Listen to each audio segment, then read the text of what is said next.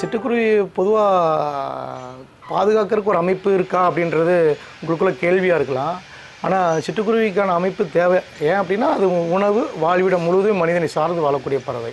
அதனால தான் நம்ம அதை பாதுகாக்கணும்னு சொல்கிறோம். ஏன் அப்படின்னா ஓட்டு வீடுகள் இருந்தது, சந்து பொந்துகள் இருந்தது, இங்கு இடுக்குகள் இருந்தது, அங்கே முட்டை வச்சு குஞ்சு பொரிச்சு. இன்றைக்கி ஓட்டு வீடுகளில் அடித்தல் படைத்தலுக்கான வேலைகள் இருந்தது. தானியங்களை நம்ம வாங்கிட்டு வந்து முதல்ல அடிப்போம், புடைப்போம், அதை காய வைப்போம். அதில் இருக்கக்கூடிய தானியங்கள் எடுத்துகிட்டு இருந்தது. இன்றைக்கி அதுவும் இல்லை. நேரடியாக இப்போ கடையில் வாங்குகிறோம், நெகிழி பையிலேயோ பிளாஸ்டிக் கவர்லேயே போட்டு கொடுக்குறாங்க. நம்ம அதை நம்ம பயன்படுத்துகிறோம். அடுத்தது என்ன அப்படின்னா, வீட்டுக்கு பின்னாடி ஒரு இடம் இருக்கும். அங்கே பாத்திரம் கழுவுவோம். அந்த இடத்துல வாழை செடி இருக்கும், தக்காளி செடியோ ஏதோ செடிகள் இருக்கும். அங்கே நம்ம பாத்திரங்கள் ஒரு தண்ணி அந்த செடிகளுக்கு போகும். அதில் வரக்கூடிய பூச்சிகளை பிடிச்சி தன்னோட குழந்தைகள் கொண்டு போய் கொடுத்துட்டு இருந்தது. இன்றைக்கி என்ன அப்படின்னா, அந்த பின்னாடி அந்த இடமும் இல்லை, பாத்திரங்கள் இருக்கான இடம் இல்லை. அன்றைக்கி சாம்பல் போட்டு விளக்கிட்டு இருந்தோம். இன்றைக்கி கெமிக்கலை போட்டு நேரடியாக ட்ரைனேஜில் இறக்கிடுறோம். இப்போ சோற்று பொறுக்கையும் அதுக்கு எதுவும் கிடைக்கிறது இல்லை. ஆனால் அது ஓய்வெடுக்கிறதுக்கான ஒரு இடம் அதுக்கு தேவைப்படுது. ரூஸ்டிங் ஏரியான்னு சொல்லுவாங்க. அது எப்படின்னா, வீட்டை சுற்றி ஒரு வேலி இருக்கும். அந்த வேலியில் பல செடிகள் இருக்கும். அந்த செடிகளில் போய் அது ஓய்வெடுக்கும். ஒரு புதர் மாதிரி இருக்கும். அந்த வேலிகளில் என்ன செடியெலாம் நம்ம வச்சுருந்தோம் அப்படின்னா, மருதாணி வச்சுருந்தோம், மாதுளை வச்சுருந்தோம், இலந்தை இருந்தது, எலும்பிச்சை இருந்தது.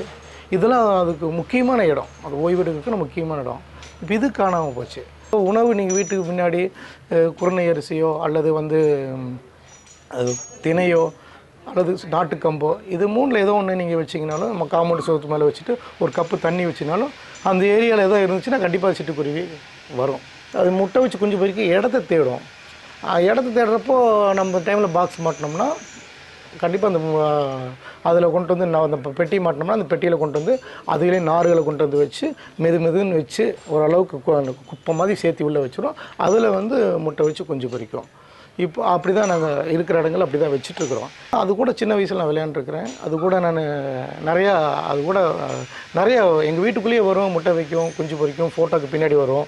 ஃபோட்டோக்கு பின்னாடி நார்களை கொண்டு வந்து வச்சு முட்டை வச்சு குஞ்சு பொறிக்கும். அப்படிலாம் இருந்தது. ஜன்னல்லாம் சாத்த மாட்டாங்க, ஓப்பன்லேயே இருக்கும், உள்ளுக்குள்ளே வரும், போகும் வரும். இன்றைக்கி ஓட்டு வீடுகளே இல்லை, போச்சு. முதல் கிணறு இருந்தது. கிணத்து சந்துக்குள்ளே சைட்லாம் பொந்து மாதிரி இருக்கும், அதுக்குள்ளேலாம் முட்டை வச்சு குஞ்சு பொறிச்சிட்டு இருந்தது. இன்றைக்கி அந்த இடமும் கிணறு இல்லை, போர் போடுறோம்.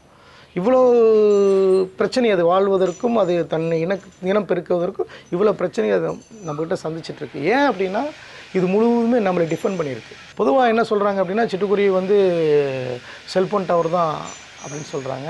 எங்களோட அனுபவங்களில் செல்ஃபோன் டவரில் காரணம் கிடையாது. ஏன் அப்படின்னா, நாங்கள் பாக்ஸ் எங்கேயெல்லாம் இன்ஸ்டால் பண்ணியிருக்கோமோ அங்கேயெல்லாம் டவர் இருக்குது. டவர் இருக்கிற இடங்களே மாட்டியிருக்கிறோம். மேலே டவர் இருக்குது, கீழே பெட்டிகள்லாம் மாட்டியிருக்கோம், அதை சுற்றிய பெட்டிகளை மாட்டியிருக்கோம். ப்ரீடிங் சிஸ்டம் நடந்துக்கிட்டு தான் இருக்குது. அங்கே எங்கேயுமே டிஸ்டர்ப் இல்லை. ப்ராஜெக்ட் ஸ்பேரோன்னு ஸ்டார்ட் பண்ணோம். கோவை மாநகராட்சி, கியூப் அமைப்பு, Mahendra pumps, Sparrow conservation foundation 4 அமைப்பு சேர்ந்து இப்போ கோவையிலிருந்து அன்றைக்கி கார்பரேஷன் கமிஷனராக இருந்த கார்த்திகேயன் சார் அவர் தொடங்கி வச்சார். அவங்க ப்ராஜெக்ட் ஸ்பேரோட நோக்கம் என்னென்னா, கோவை மாநகருக்குள்ளே எங்கெல்லாம் சிட்டுக்குருவி இருக்குது அங்கெல்லாம் பெட்டிகளை மாற்றணும். அதன் முறையாக நாங்கள் அங்கே ப்ராஜெக்ட் ஸ்பேரோ ஸ்டார்ட் பண்ணோன்னே முதல் முறையாக உக்கடம் பஸ் ஸ்டாண்டில் 30 பாக்ஸ் மாட்டினோம். உக்கடம் பஸ் ஸ்டாண்டில் 30 பாக்ஸ் மாட்டினோம். அப்புறம் அதை ஒட்டி யாரெல்லாம் கேட்குறாங்களோ அவங்களுக்கெல்லாம் நாங்கள் தொடர்ந்து எல்லா இடங்கள்லையும் கொடுத்தோம். நகரப்பகுதியில் இருக்கக்கூடிய எல்லா இடத்துலையும் கொடுத்தோம். மக்கள்கிட்ட பெரிய விழிப்புணர்வு வந்திருக்குது. சிட்டுக்குருவியை பாதுகாக்கணும் அப்படின்ற அந்த விழிப்புணர்வு வந்திருக்கு. இதுக்கு சோசியல் மீடியாவும் ஒரு முதன்மையான காரணமாக இருக்குது. நாங்கள் ஒன்றும் இல்லை, பெரிய பெட்டி மாட்டி விட்டுறோம். அங்கே மக்கள் தான் அதை பாதுகாக்கிறாங்க. ஒரு 3000 பாக்ஸ் கொடுத்துருப்பேன், 3000 பாக்ஸ் மேலே கொடுத்துருப்பேன்.